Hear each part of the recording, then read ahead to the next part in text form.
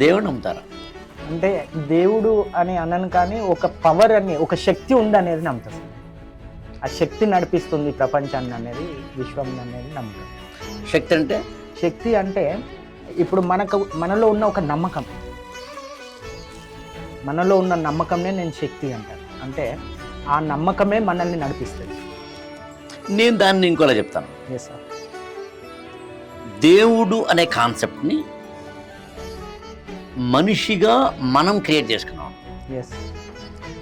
దాని అర్థం దేవుడిని తక్కువ చేయడం కాదు, దేవుడి పట్ల ఉండే విశ్వాసాలను తక్కువ చేయడం కాదు, ఏ మతస్థులేదు. ద కాన్సెప్ట్ ఆఫ్ గాడ్ అనే దాన్ని ఎలా మనం క్రియేట్ చేసుకున్నాం.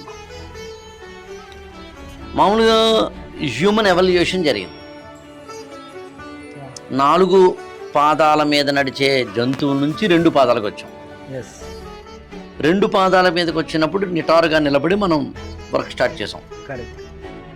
ఎవల్యూషనరీలో భాగంగా ఈ ప్రాసెస్లో మనిషికి అర్థం కాని అనేకమైన విషయాలు ఇప్పటికి కూడా ఉన్నాయండి. ఓకే. స్టిల్ ఇప్పటికి ఉన్నాయండి. కొన్ని అసలు వీ కాంట్ అసలు ఇమాజిన్, మనకి ఎందుకు తెలియదు.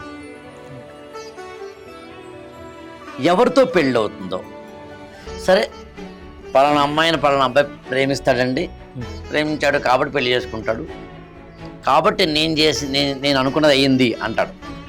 అంతే. కానీ నిజానికి అతను అనుకున్నది అవ్వలేదు, అయ్యింది అంతే. ఓకే. ఎందుకంటే అనుకున్న ప్రతిదీ అవ్వకపోవచ్చు కాబట్టి. కరెక్ట్. ఇట్లా మన జీవితంలో ఒక్కసారి చూస్తే ఎక్కడ పుట్టామో, ఎవరికి పుట్టామో, ఎప్పుడు పోతామో, ఎలా పోతామో, ఎక్కడ పోతామో మన చేతిలో లేవండి. అంటే అది డెస్టినీ, రాసి ఉంటుంది.